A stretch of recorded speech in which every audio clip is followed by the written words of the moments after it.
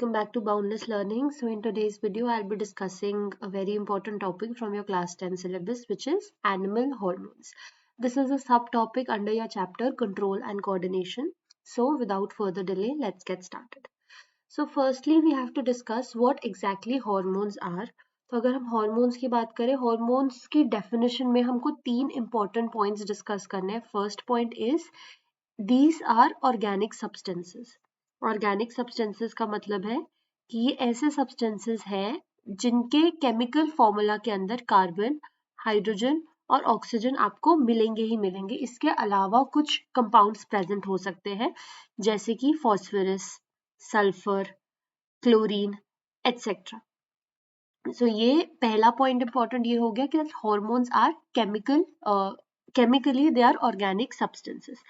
Secondly ये हमारी body में बहुत ज़्यादा स्मॉल अमाउंट्स में रिलीज होते हैं.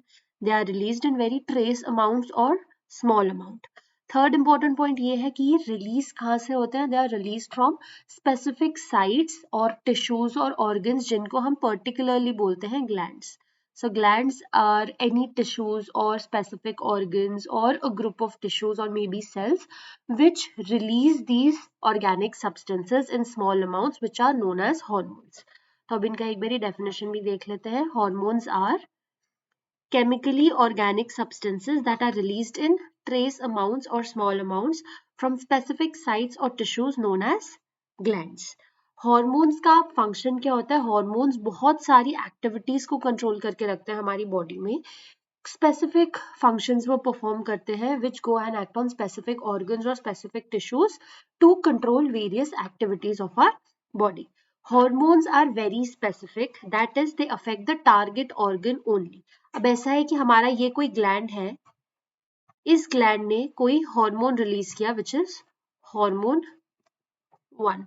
अब हमारे पास इस हार्मोन का एक टारगेट ऑर्गन है. टारगेट ऑर्गन मतलब ये हार्मोन जाके अपना इफेक्ट सिर्फ टारगेट ऑर्गन पर ही एक्सप्रेस करेगा. अगर कोई और टिश्यू प्रेजेंट है तो इस टिश्यू को ये हार्मोन अफेक्ट नहीं करेगा. रैदर अगर यही सेम ग्लैंड कोई दूसरा हार्मोन रिलीज कर रहा है, फॉर एग्जांपल हार्मोन नंबर 2, ये हार्मोन जाके हमारे दूसरे टिश्यू पर एक्ट कर सकता है. तो दूसरे हार्मोन के लिए this particular tissue will be the target organ. तो इन जनरल हमने अभी ये डिस्कस किया कि हमारे पास स्पेसिफिक टिश्यूज या स्पेसिफिक साइट्स होती है जिनको हम ग्लैंड्स बोलते हैं. Glands release these chemical substances called hormones और ये हार्मोन्स जाके अपना इफेक्ट शो करते हैं ऑन पर्टिकुलर साइट्स और पर्टिकुलर ऑर्गन्स जिनको हम बोलते हैं हमारा टारगेट ऑर्गन और मे बी टारगेट टिश्यू और टारगेट साइट. ग्लैंड्स को हम इन जनरल क्लासिफाई करें तो ग्लैंड्स दो तरीके के हो सकते हैं. First one is exocrine gland, second one is endocrine gland. Exocrine glands वो होते हैं जिनको हम डक्ट कंटेनिंग ग्लैंड्स भी बोल सकते हैं. दीज आर द ग्लैंड्स जो अपनी सिक्रीशंस पोर करते हैं via specific ducts. Specified tubes या स्पेसिफिक डक्ट्स के थ्रू ये अपनी सिक्रीशंस पोर कर सकते हैं.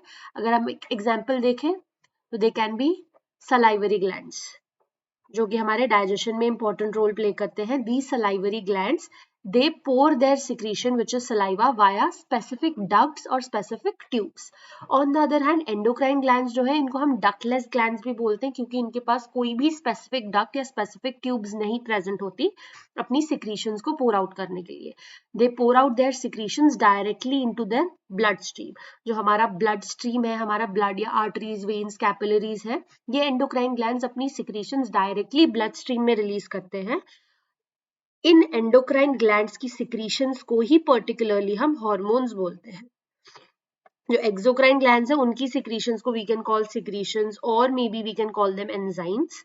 But hormones are particularly secreted from ductless glands और endocrine glands. So I hope this much was clear to you. सबसे पहले हमने डिस्कस किया कि हार्मोन्स क्या होते हैं. Secondly we discussed what are glands. So moving ahead अब हम डिस्कस करेंगे व्हाट इज एंडोक्राइन सिस्टम. तो हमने एंडोक्राइन ग्लैंड्स देख लिया क्या है. अब एंडोक्राइन सिस्टम क्या होगा. एंडोक्राइन ग्लैंड्स का जो एक कलेक्शन है which is composed of several multiple endocrine glands, उनको हम एंडोक्राइन सिस्टम बोलेंगे. तो अगर हम अपनी बॉडी में कंसिडर करें, हमारी बॉडी में भी एक स्पेसिफाइड एंडोक्राइन सिस्टम प्रेजेंट है which is composed of various endocrine glands. अब अगर हमारी बॉडी में, ये हमने कंट्रोल एंड कोऑर्डिनेशन के फर्स्ट वीडियो में डिस्कस किया था कि हमारी बॉडी में जो कंट्रोल एंड कोऑर्डिनेशन का मैकेनिज्म है, अगर हम कंट्रोल और कोऑर्डिनेशन की बात करें अपनी बॉडी में, there are 3 basic systems which play a major role in the control and coordination of our body. First one was nervous system, second one was endocrine system, and third one was muscular system. या फिर हमारा skeletal system की हम बात कर सकते हैं, skeletal और muscular system. Control and coordination वाले चैप्टर में हमने पर्टिकुलरली इन दो सिस्टम्स के बारे में डिटेल में पढ़ा कि व्हाट इज नर्वस सिस्टम, और अब हम पढ़ रहे हैं कि एंडोक्राइन सिस्टम क्या होता है. तो नर्वस सिस्टम ऑल्दो पूरी बॉडी में प्रेजेंट है, बट स्टिल नर्वस सिस्टम के होते हुए भी हमको एंडोक्राइन सिस्टम की रिक्वायरमेंट है. उसका सबसे बड़ा एक मेजर रीजन है कि जो नर्वस सिस्टम है हमारा, न्यूरॉन्स है, नर्वस ग्लैंड्स है, these nervous interventions do not reach every corner of the body and hence hormones are needed to affect control and coordination in those parts. अब अगर हमारी बॉडी में कुछ ऐसे पार्ट्स हैं जहाँ पर नर्वस इंटरवेंशन नहीं है, नर्व्स प्रेजेंट नहीं है वहां पर फिजिकली, तो वहां पर हम सिग्नल कैसे ट्रांसमिट करवाएंगे? उन पर्टिकुलर ऑर्गन्स में, उन पर्टिकुलर ग्लैंड्स में, टिश्यूज में सिग्नल को ट्रांसमिट करवाने के लिए हमको नीड है एंडोक्राइन सिस्टम की. So this is a very important point कि endocrine, although nervous system हमारी body में present है, but still endocrine system की क्या need थी? Because nervous interventions do not reach each and every corner of a body. इसीलिए उन corners में, उन parts में control and coordination का mechanism fulfill करने के लिए we need an endocrine system. Moreover, unlike nervous system, hormonal control is somewhat slower. अब nervous system जो है, ये nervous control और hormonal control का differences है. Again, this is also very important. Nervous system जो है, नर्वस कंट्रोल में इंफॉर्मेशन पास होती है with the help of electrical impulses. On the other hand, या फिर हम इसको इलेक्ट्रिकल सिग्नल सिंपली बोल सकते हैं, इलेक्ट्रिकल सिग्नल जो कि न्यूरॉन्स के थ्रू पास होता है, उसके थ्रू सिग्नल ट्रांसमिट किया जाता है अंडर द नर्वस सिस्टम. अब अगर हार्मोनल सिस्टम या फिर एंडोक्राइन सिस्टम में देखें तो इंफॉर्मेशन पास होती है through chemical substances which we call hormones, और ये डायरेक्टली हमारे ब्लड स्ट्रीम में ही पोर होता है. Nervous control is very rapid, बहुत ज्यादा क्विक रिस्पॉन्स शो करता है. On the other hand hormonal control is a very slow process, क्योंकि पहले ही ग्लैंड से रिलीज होगा, पूरे ब्लड स्ट्रीम में ट्रैवल करके टारगेट ऑर्गन तक पहुंचेगा, तो इसलिए this is a very slow process. Nervous control का response is very immediate and quick. Again बहुत ज्यादा रैपिड रिस्पॉन्स होता है, इमीडिएट और quick response. On the other hand hormonal control जो अपना रिस्पॉन्स शो करता है, that is very slow. But ये एक इंपॉर्टेंट पॉइंट आ जाता है कि नर्वस कंट्रोल जो है वो शॉर्ट लिव्ड है. एक बार ही उसने सिग्नल ट्रांसमिट कर दिया, क्विकली रिस्पॉन्स शो हो गया, तो वहां पर ही इफेक्ट खत्म हो जाता है. But since hormonal control is slow, response slow होते हैं, इसलिए इसका इफेक्ट जो है इट इज कंपैरेटिवली प्रोलॉन्ग्ड. अब ये है हमारे ह्यूमन बॉडी के endocrine glands in both males and females. Males और फीमेल्स में जो भी एंडोक्राइन ग्लैंड्स है, एंडोक्राइन सिस्टम है, they are almost similar. Difference सिर्फ एक ग्लैंड में आता है, which are their sex organs. Males में टेस्टिस प्रेजेंट है, on the other hand females have ovaries. सिर्फ ये डिफरेंसेस है, बाकी सारे जितने भी एंडोक्राइन ग्लैंड्स है एंड देयर सिक्रीशंस और there hormones, all of them will remain constant. तो अब यहाँ से हमको कौन कौन से ग्लैंड स्टडी करने हैं? First one is hypothalamus, which is present in both males and females in the forebrain. Second, we have to study pituitary gland, again present in both males and females. Thirdly, we have to study thyroid gland. Thyroid gland के बाद हमारा आता है pancreas, which is the fourth one, and then adrenal glands. Lastly, we'll study testes. So the testes and in females ovaries. तो ये सारे हमारे glands हैं. टोटल 6 ग्लैंड्स के बारे में हमको स्टडी करना है, जिसमें से 5 of them are common to both males and females, और एक डिफरेंट होता है जो मेल्स में टेस्टिस है और फीमेल्स में ovaries. So without further delay, let's get started with the our glands, which is the first one being hypothalamus. So hypothalamus को हम master of the master gland भी बोलते हैं. Why? Because master gland is nothing but our pituitary gland. अब ये भी हम देखेंगे कि पिट्यूटरी ग्लैंड को मास्टर ग्लैंड क्यों बोला जाता है. बट जो हमारा हाइपोथैलेमस है वो हमारी बॉडी के मास्टर ग्लैंड का भी मास्टर है, क्योंकि हाइपोथैलेमस की जो सिक्रीशंस है वही आगे जाके हमारे पिट्यूटरी ग्लैंड की सिक्रीशंस को कंट्रोल करके रखती हैं. ये हमारे ब्रेन का क्रॉस सेक्शन है. ब्रेन के क्रॉस सेक्शन में अगर देखें हम तो 4 ब्रेन वाले रीजन में, फोर ब्रेन में हमारा ये हाइपोथैलेमस प्रेजेंट होता है। ये आप देख सकते हो, this is the hypothalamus, the pink region is known as the hypothalamus. कौन से हार्मोन्स रिलीज करता है? इट रिलीजेस सर्टेन हार्मोन्स जिनको हम बोलते हैं रिलीजिंग हार्मोन्स। तो रिलीजिंग हार्मोन्स का मतलब क्या है? हाइपोथैलेमस से जो भी हार्मोन रिलीज होगा वो आगे जाके एक्ट करेगा ऑन द पिट्यूटरी ग्लैंड, ताकि पिट्यूटरी ग्लैंड अपनी सिक्रीशंस को रिलीज कर पाए। फॉर एग्जाम्पल, अभी हम नेक्स्ट स्लाइड में देखेंगे that pituitary gland releases a very important hormone which is growth hormone. ठीक है, तो अब हाइपोथैलेमस जो है, हाइपोथैलेमस से एक हार्मोन रिलीज होगा जिसको हम बोलेंगे ग्रोथ हार्मोन रिलीजिंग हार्मोन। तो हाइपोथैलेमस से जब तक ये growth hormone releasing hormone release नहीं होगा, वो जाके पिट्यूटरी ग्लैंड पर एक्ट नहीं करेगा, तब तक पिट्यूटरी ग्लैंड अपना ग्रोथ हार्मोन सिक्रीट नहीं कर पाएगा। इसीलिए हमने ये फर्स्ट पॉइंट में डिस्कस किया that hypothalamus is the master of the master gland, कि पिट्यूटरी ग्लैंड का भी मास्टर है ये, क्योंकि हाइपोथैलेमस से जितने भी हार्मोन्स रिलीज होते हैं they go and act on the pituitary gland, they either stimulate और they stop the release of the secretions of the pituitary gland. Function इसका ये है that it stimulates other endocrine glands to release their secretions. अब pituitary gland की secretions को तो ये control करके रखता ही है, साथ में और भी मल्टीपल ग्लैंड्स हैं जिनकी सिक्रीशंस को ये कंट्रोल करके रखेगा।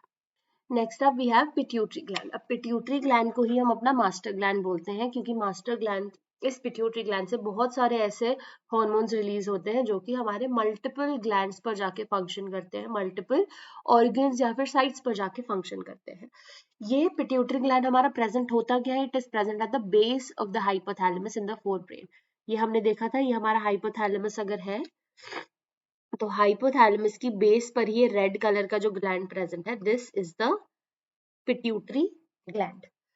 पिट्यूटरी ग्लैंड से मल्टीपल हार्मोन्स रिलीज होते हैं, जैसे आप देख सकते हैं एसीटीएच। एसीटीएच क्या है? पिट्यूटरी ग्लैंड से ये हार्मोन रिलीज होगा जो आके जाके एक्ट करेगा हमारे एड्रीनल ग्लैंड्स पे, ताकि एड्रीनल ग्लैंड्स अपनी सिक्रीशंस को रिलीज करे। वैसे ही ग्रोथ हार्मोन रिलीज होगा जो कि एक्ट करेगा हमारी बोन्स और मसल्स पे। TSH, thyroid stimulating hormone release होगा जो कि आगे जाके थायराइड ग्लैंड पे एक्ट करेगा, ताकि थायराइड ग्लैंड अपने सिक्रीशंस रिलीज कर पाए। इट विल रिलीज गोनाडोट्रोपिन्स जो कि आगे जाके हमारे गोनाड्स विच इज टेस्टिकल्स और ओवरीज पर एक्ट करेंगे, ताकि टेस्टिस और ओवरीज भी अपना सिक्रीशन रिलीज कर पाए। तो इसीलिए हम इसको मास्टर ग्लैंड बोलते हैं, क्योंकि पिट्यूटरी की जितनी भी सारी सिक्रीशंस है, the secretions of the pituitary gland goes and acts on different endocrine glands to stimulate the secretion from those particular glands. एक important hormone जो कि पिट्यूटरी ग्लैंड रिलीज करता है और जिसके बारे में हमको पढ़ना है, ये ACTH, TSH, gonadotropins, we do not have to study any of these. एक important hormone हमारे पास है which is GH और ग्रोथ हार्मोन। यही हमको एक इंपॉर्टेंट हार्मोन पढ़ना है। ग्रोथ हार्मोन की शॉर्ट फॉर्म है GH। क्या करता है ये? आगे जाके हमारी बोन्स पर एक्ट करता है which helps in the elongation of our long bones. अब लॉन्ग बोन्स हमारी कौन सी होंगी? लॉन्ग बोन्स हमारी होंगी अपर आर्म की और थाइस की बोन। तो इन दोनों बोन्स पर जाके ये एक्ट करता है, देयरफॉर इट स्टिमुलेट्स ग्रोथ। सिर्फ लॉन्ग बोन्स पर ही नहीं, हमारे जितने भी टिश्यूज हैं, हमारे जितने भी सेल्स हैं, उन पर भी जाके एक्ट करेगा for their elongation and for the growth of those cells or tissues. Next up condition, इससे क्या रिलेटेड है? ये सारी कंडीशंस याद रखना चाइल्डहुड से रिलेटेड है, कि अगर चाइल्डहुड में ग्रोथ हार्मोन अच्छे से सिक्रीट नहीं होता, मतलब हाइपोसिक्रीशन, जितना नॉर्मल अमाउंट में सिक्रीट होना चाहिए उससे कम अमाउंट में अगर चाइल्डहुड में वो ग्रोथ हार्मोन सिक्रीट हो रहा है, it leads to dwarfism. On the other hand, जितना नॉर्मल अमाउंट में सिक्रीट होना चाहिए उससे ज्यादा सिक्रीट हो रहा है, which is a condition of hyper secretion, it results in gigantism. तो ये चार इंपॉर्टेंट चीजें हैं जो आपको सारे ग्लैंड्स के बारे में पढ़नी है। First one is the location, pituitary gland कहाँ प्रेजेंट है? It is present at the base of the hypothalamus in the forebrain. Secondly, कौन सा हार्मोन रिलीज करता है? It is the growth hormone. Growth hormone का function क्या है? It helps in the elongation of our long bones और therefore ये growth को स्टिमुलेट करता है। And fourthly is the condition related to it, कि अगर नॉर्मल अमाउंट से कम सिक्रीट हो रहा है, it is hyposecretion which leads to dwarfism. On the other hand, अगर हाइपर सिक्रीशन, ज्यादा सिक्रीट हो रहा है नॉर्मल अमाउंट से, it results in gigantism. The third gland we have is thyroid gland. Thyroid gland अब कहाँ पर प्रेजेंट होता है? It is present in our throat और नेक और on either side of the trachea. जैसे आप देख सकते हो, this is our trachea. Trachea क्या है? It is the windpipe. तो विंड पाइप के दोनों साइड्स पे ये ग्लैंड प्रेजेंट है which is a butterfly shaped gland. तो ये है हमारा थायराइड ग्लैंड। ठीक है, thyroid gland is present on either side of our trachea और द विंड पाइप। कौन सा हार्मोन रिलीज करता है? हार्मोन रिलीज करने के लिए आप इसको सिंपल थायराइड हार्मोन भी बोल सकते हैं, that thyroid gland releases thyroid hormone, और we can say it releases a specific hormone which is known as thyroxine. अब थायराइड ग्लैंड से थायरोक्सिन हार्मोन की सिंथेसिस के लिए एक चीज बहुत इंपॉर्टेंट है विच इज आयोडीन। इसीलिए जो भी हम घर पे नमक कंज्यूम करते हैं, सॉल्ट कंज्यूम करते हैं, उसमें आयोडाइज सॉल्ट भी consume, because iodine is very important for the synthesis of this thyroid hormone from thyroid gland. Next, ये जो थायरोक्सिन है क्या फंक्शंस कंट्रोल करके रखता है? It control general metabolism of our body और BMR which is basal metabolic rate. साथ में कार्बोहाइड्रेट्स, फैट्स, प्रोटीन्स सबके ही मेटाबॉलिज्म में ये हेल्प करता है, and therefore it helps in the growth of the body. क्या कंडीशन है? अगर हमारे डेफिशिएंसी होगी आयोडीन की डेफिशिएंसी की वजह से ये थायरोक्सिन हार्मोन अच्छे से रिलीज नहीं होगा, which will lead to goitre और swelling of the neck which is caused by the deficiency of iodine। तो अगर आयोडीन की डेफिशिएंसी होगी विच मीन्स कि अगर आयोडीन प्रेजेंट नहीं होगा तो उसकी वजह से थायरोक्सिन हार्मोन रिलीज नहीं होगा। थायरोक्सिन हार्मोन रिलीज ना होने की वजह से एक कंडीशन हो जाएगी which is goitre, which is simply the swelling of the neck और the swelling of the thyroid gland.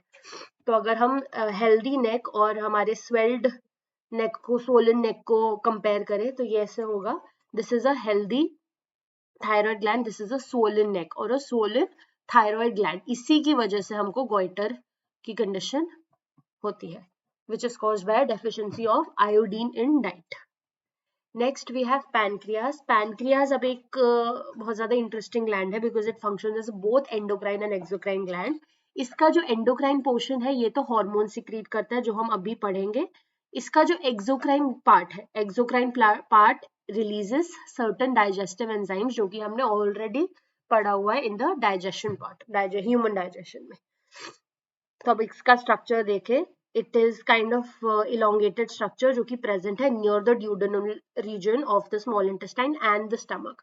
साथ में एसोसिएटेड है इसके लिवर, गॉल ब्लैडर, वो सारे इसका एक्सोक्राइन ग्लैंड का जो पार्ट है एंजाइम सिक्रीशन उसमें इंपॉर्टेंट होते हैं। साथ में अगर लोकेशन हम इसकी देखें, it is present near the stomach. कौन सा एंजाइम रिलीज करता है, कौन सा हार्मोन रिलीज करता है? दो इंपॉर्टेंट हार्मोन्स है, इंसुलिन एंड ग्लूकागॉन। इंसुलिन और ग्लूकागॉन को हम कलेक्टिवली बोलते हैं that both of these are antagonistic to one another. Antagonistic का मतलब होता है कि इंसुलिन और ग्लूकागॉन साथ में काम करते हैं लेकिन दोनों को काम is opposite to one another. कैसे? दोनों ही काम करते हैं to control the blood sugar level, लेकिन इंसुलिन जो है वो हमारे ब्लड शुगर लेवल को कम करता है, on the other hand glucagon जो है it increases the blood sugar level और ग्लूकोज। तो अगर हमारे ब्लड के अंदर ब्लड शुगर लेवल मतलब ब्लड के अंदर ग्लूकोज का लेवल बहुत ज्यादा हाई होगा तो पैनक्रियाज इंसुलिन रिलीज करेगा ताकि ये जो ब्लड के अंदर ग्लूकोज है उसको सेल्स में ले जाए। So it promotes the uptake of glucose from blood into the cell, thereby reducing और lowering the blood sugar level. On the other hand अगर हमारे ब्लड के अंदर ग्लूकोज का लेवल बहुत ज्यादा कम होगा तो उस टाइम पे पैनक्रियाज विल रिलीज ग्लूकागॉन, जिसकी वजह से it will promote the release of glucose from cells into the blood, जिसकी वजह से हमारे ब्लड शुगर लेवल और blood glucose level will increase. तो इंसुलिन और ग्लूकागॉन जो है साथ में काम करते हैं to control the blood sugar level. अगर ब्लड शुगर लेवल हाई होगा तो insulin will be release to lower the blood glucose level, और अगर ब्लड ग्लूकोज लेवल हमारा ऑलरेडी बहुत ज्यादा लो होगा तो glucagon will be release from the pancreas to increase the blood glucose level. इसलिए हम बोलते हैं that both of these hormones are antagonistic to one another which means they function together but in the opposite manner। इनका action जो है that it is opposite to one another। एक condition इससे related है विच इज अगर हमारी body में insulin का लेवल बहुत ज्यादा लो हो जाए, इंसुलिन लेवल लो होने की वजह से हमारा ब्लड ग्लूकोज लेवल हाई हो जाएगा, high blood sugar. So this high blood sugar level is known as diabetes. Next we have adrenal glands। adrenal glands, अब renal का क्या मतलब होता है? renal is the word related to kidneys. तो adrenal gland भी किडनी से related है, हमारे दोनों किडनीज के टॉप पे प्रेजेंट होता है, as you can see this is the kidney के टॉप पे ये एड्रीनल ग्लैंड प्रेजेंट होता है. We have a pair of kidneys, therefore we have a pair of adrenal glands in our body. कहाँ location है इसकी? It is located on the top of the kidneys. कौन से hormones release करते हैं? दो इंपॉर्टेंट हार्मोन्स है, adrenaline and noradrenaline. Again ये दोनों हार्मोन्स भी दे work antagonistic to one another, साथ में काम करते हैं लेकिन दोनों का action is opposite to one another. Adrenaline को हम फाइट और फ्लाइट हार्मोन भी बोलते हैं और ये हमारी बॉडी को इमरजेंसी सिचुएशंस के लिए प्रिपेयर करती है, इसलिए हम दोनों को कलेक्टिवली इमरजेंसी हार्मोन्स भी बोल सकते हैं. तो इनका एक्शन क्या है?